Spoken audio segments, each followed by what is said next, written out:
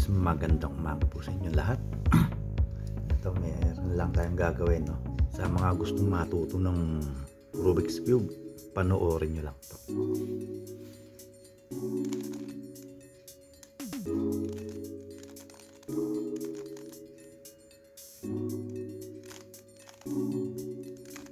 Yan.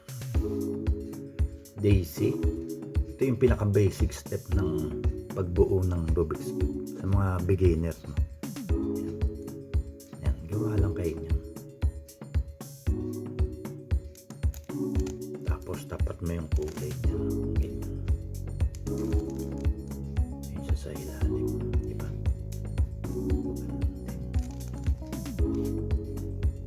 Green.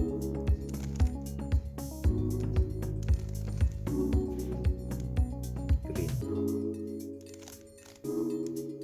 Ayan. No? Wala na, diba? Ito na siya. Okay, ito lang. Cross. Then, lagay mo sa ilalim. Ito yan.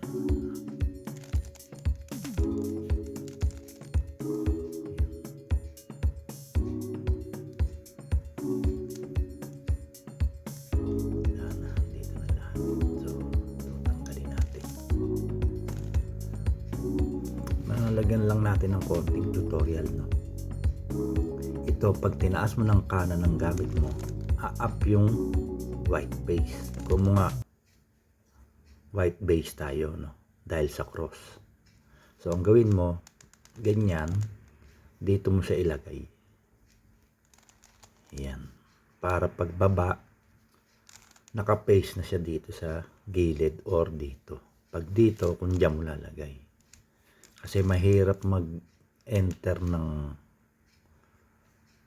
corner dito sa pwesto niya kung saan man siya nandun dahil naka-up yung white base. Yun. Saka mo ngayon siya itapat dun sa kanyang lugar o pwesto. Pwede mong gamitin dito ang kaliwa kung medyo madali lang naman, di ba? Hindi ka naman malilito. No? Ayun. Or pwede namang kanan na paulit-ulit. Yun. Then,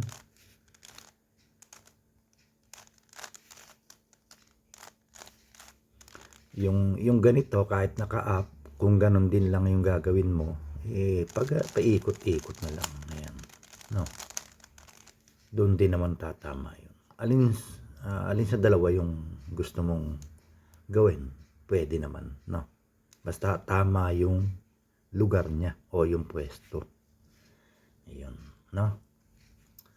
So, ito, ito yan. Yan, naka-up. Kaso ito, tatama dun yan eh. Tama, magsasabay yan pag ganyan. Isang tip yan na ka-up. Tama sa kulay yung edges, no? Gawin mo lang yun. Paikot-ikot lang. Ayun, no? Di ba? Meron na kayong kwandon. Sample na dagdag kaalaman ba? Ganun. Ito, ganun din. So, yun, ganito na lang gawin nyo. Para hindi kayo naliligaw. Ayan. Ayan. No? Yan yung tinatawag na layer by layer method. Okay. So, siguro naman natatandaan mo yung tinuro ko nung nakaraan, no? Paulit-ulit na nga lang to mga ka-Rubiks. Para lang may ma-upload tayo. At hindi rin naman masama kasi baka yung ibang hindi nakakapanood at napanood to ngayon kung paano siya binubuo, no? May bago, di ba? So, yun nga, no? Yung green, lagay na natin to dito. So, doon mo lang lalagay. Then, taas mo to. Balik mo siya. Ayan. Ayan, puro ganyan lang.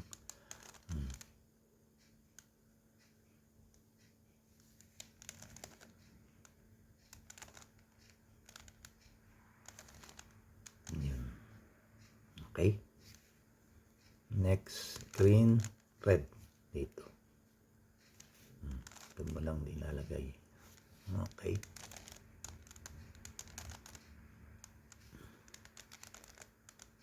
Yan. Tapos yung cross mo din, siyempre buo pa rin yan. Okay.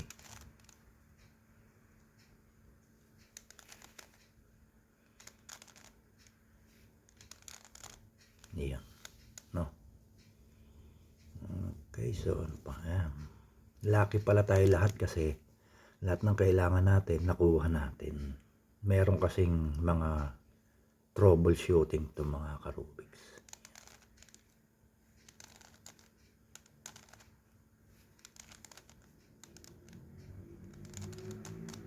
Di ba mabagal naman yung paggawa natin, no? Ayan. Okay. So, ngayon, lagyan natin ng troubleshooting, mga ka-Rubiks. Okay, mga ka-Rubiks. Troubleshooting tayo ng second layer, no? Ayan, pakita ko sa inyo. Ito, baliktad. No, baliktad. Ito naman, yung pwesto niya dito. No? Ito dito. Okay? So ito naman red blue dito. Layo, no? Baka pwede kasi mangyari ito pagka kayo na yung nagro-Rubiks. Pwede. Ngayon, ang tatandaan nyo lang mga ka-Rubiks, no? Napakadali lang. Itong baliktad na to, dito tayo magdepende. Bakit dito? Ayan, gandang tanong, di ba? Dito kasi, ito kasi baliktad lang, no? Kita mo naman, di ba? Baliktad lang. So, paano yung rules nito kung paano siya mai-insert ng tama dito? So, simple lang. Paghiwalayin. Ayan, no? Ang paghihiwalay, ganito lang. Taas mo to. Lagay mo dito. Ayan. Then, back. Ayun. Wala na siya dito sa pwesto nila, di ba? Ngayon, itong corner, kailangan nating ibalik yan. So, ang gagawin mo lang, ibalik mo siya dun. Ayan. Ngayon, white base ka, no? White base. Ito yung white base mo sa taas. So, ang gawin mo, kesa yung right ang lagi mong ginagalaw, para mas madali, no? Simple lang naman, wag na nating pahirapin, no? At hindi rin naman kayo malilito. Tandaan lang yung white base nakaharap sa'yo, no? Dahil white base ang cross natin. Ganyan mo lang. Yan. No? Yung kaliwa naman ang gamitin mo dito. Taas mo to. No? Insert mo dun sa corner niya. Yan. Then back down. Yun. Yun. Kasi kailangan munang maibalik yung corner dun sa pwesto niya. Yan. Okay. Ngayon, yung baliktad na yon, so yung palatandaan mo, paano mo ginagawa? Orange sa orange, blue. Ayun. Yun ang palatandaan mo. Tapos insert na natin siya dito. Kung mga blue ito, itong side na to, ito, lagay muna natin doon. Ayun. No? Then, itaas mo ngayon to. Ayun. Nung nataas mo na, itong iniwas nating edge na to, ibabalik natin dito. Ayun. No? Okay na. Tsaka mo ngayon, ibabalik to sa baba. Ayun. O, diba? Naayos na. At yung cross natin, buo. Buo pa. No? Buo pa. Yun. Ito ngayon, dito natin lalagay. Gaganon mo lang. Yan. Saka mo ngayon, iikot to ng bahagya. itaas mo tong kaliwa. Yan. Insert na natin to. Yun. Then back down. Yun. O, di ba, naayos natin yung baliktad na to na naitama na natin. Ngayon, kung natandaan mo, no, kung natandaan mo yung tatlo na to, ganun din ang gagawin natin. Ngayon, may isang technique lang na gagawin natin, no, para medyo tipid tayo ng konti ng bahagya sa algorithms. So, wag nating unahin tong red kasi pag inuna natin yung red, pag ganyang sitwasyon, dahil buo din to eh. Buo din yan eh. Baliktad lang. So, ito muna.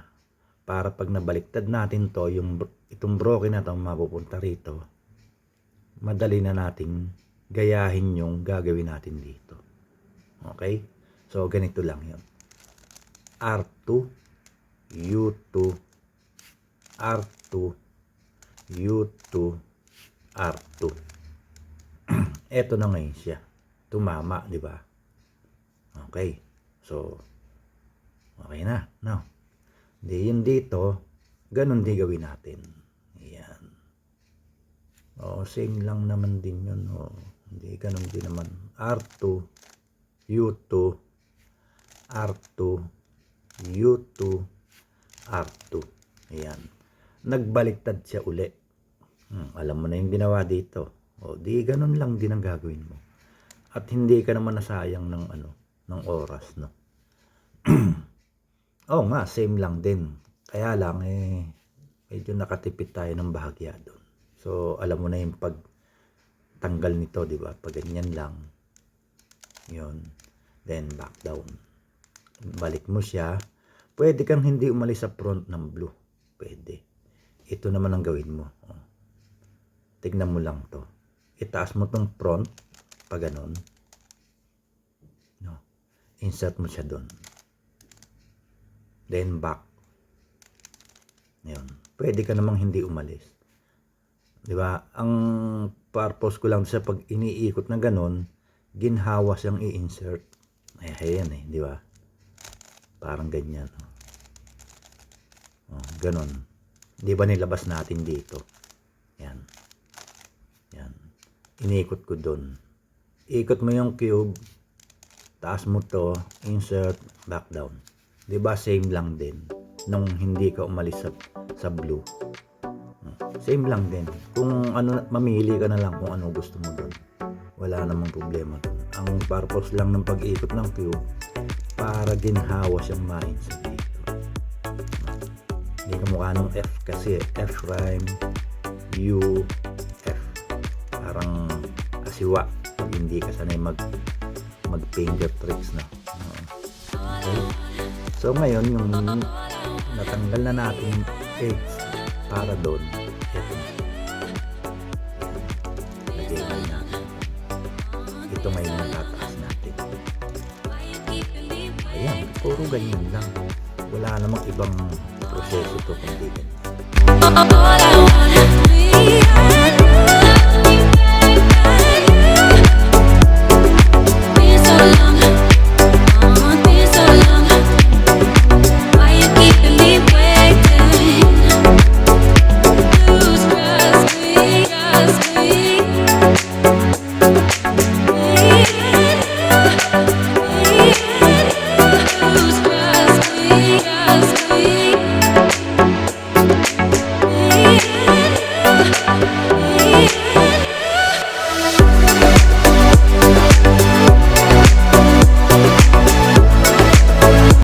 Dito ay troubleshooting ng second gear.